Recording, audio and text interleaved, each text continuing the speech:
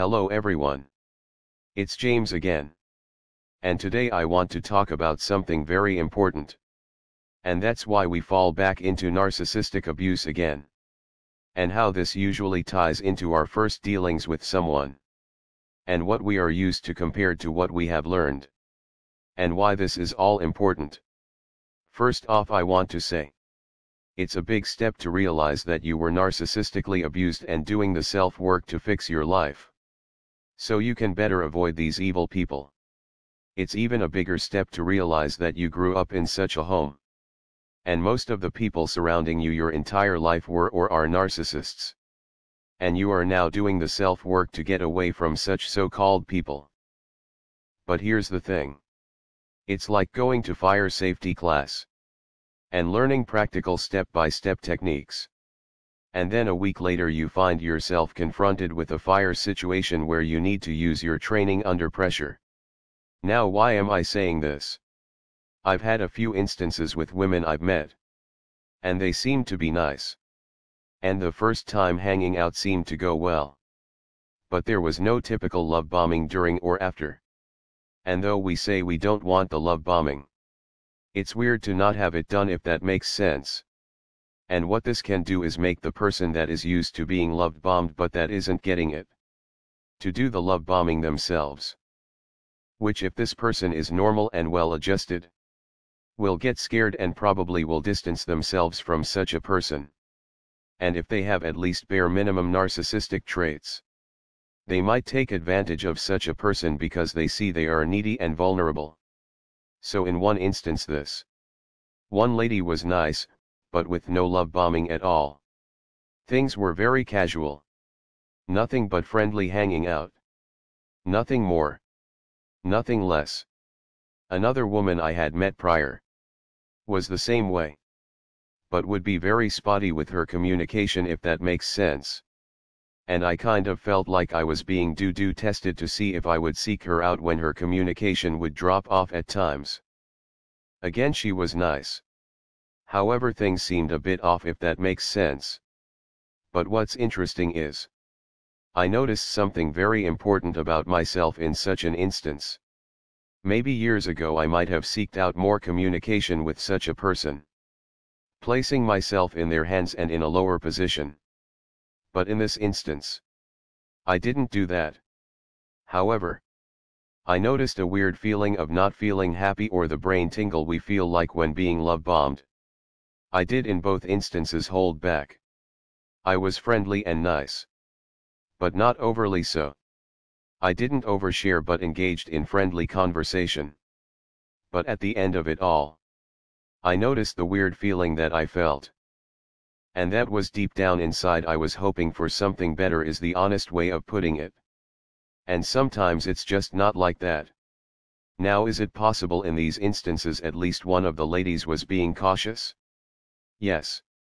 And if so, that's applauded.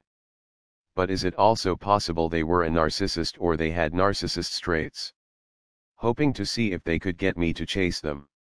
Yes, that is very possible as well. And the reality is, this tactic works on the part of the narcissist or those that have narcissist traits.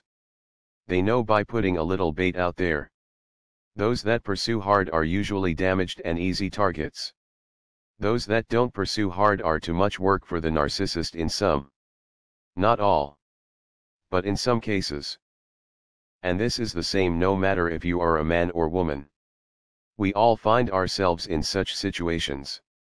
However, and this is where we talk about men and women issues, we can't ignore the simple fact in Western society women do have more potential male suitors than men have female suitors.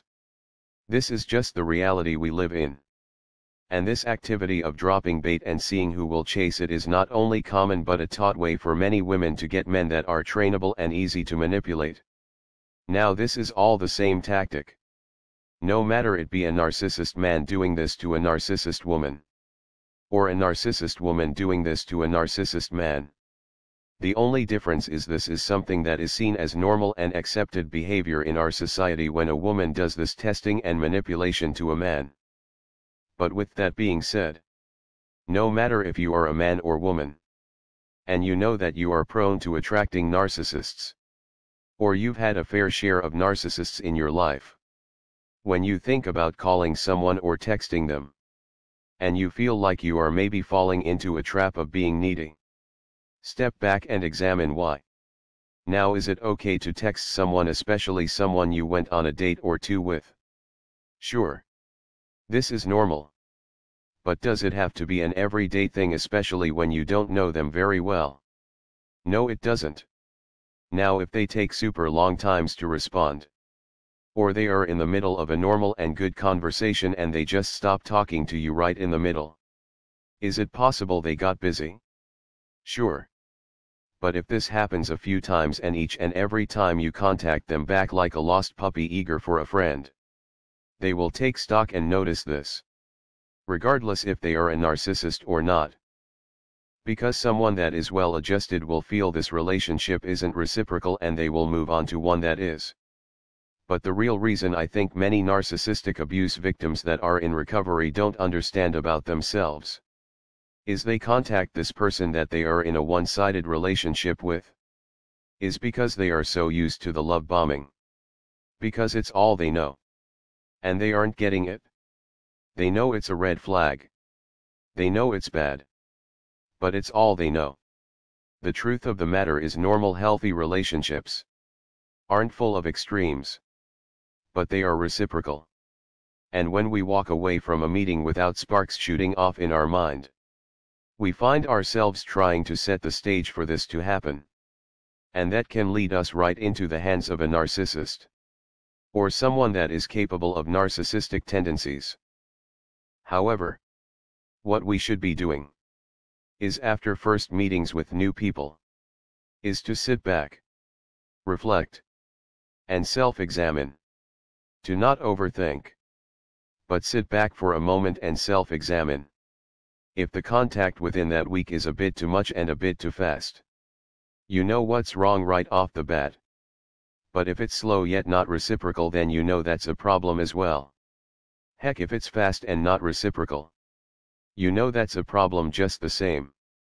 And the fact of the matter is, you can't fix any one of these situations and make them somehow normal. And by trying to fix or make right in these situations, you are putting yourself in the line of fire to end up with another narcissist all over again, thus repeating the cycle. I know those chemicals shooting in our head feel great at the beginning, but they usually, if not always, lead to trouble.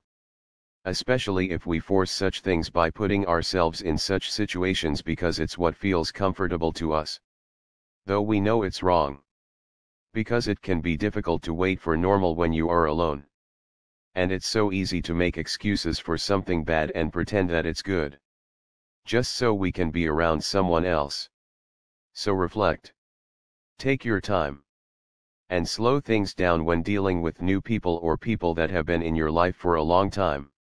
Don't overthink, but examine why you feel certain ways and why you are doing or want to do certain things. Are they healthy? Are they beneficial? Is this something that could lead me into another narcissist's trap? Don't be paranoid about it. And I know it's easier said than done. But the more you have these instances that you can self-reflect on, the more normal will become the new normal instead of love bombing. And the extreme highs and extreme lows we've had in relationships. We are retraining our brains. And sometimes we must go through several of these instances to see not only certain things about others, but very important things about ourselves. Well, that's all I have for now. I do hope everyone had a blessed day. Please don't forget to subscribe if you haven't. Click the little bell to be notified each and every time I make a new video. And if you are so inclined to support this content further, you can do so by the way of Patreon. With that said, let's continue to pray for wisdom. Let's continue to pray for strength. And let's continue to pray for courage. And until next time, bye for now. And be good to yourself.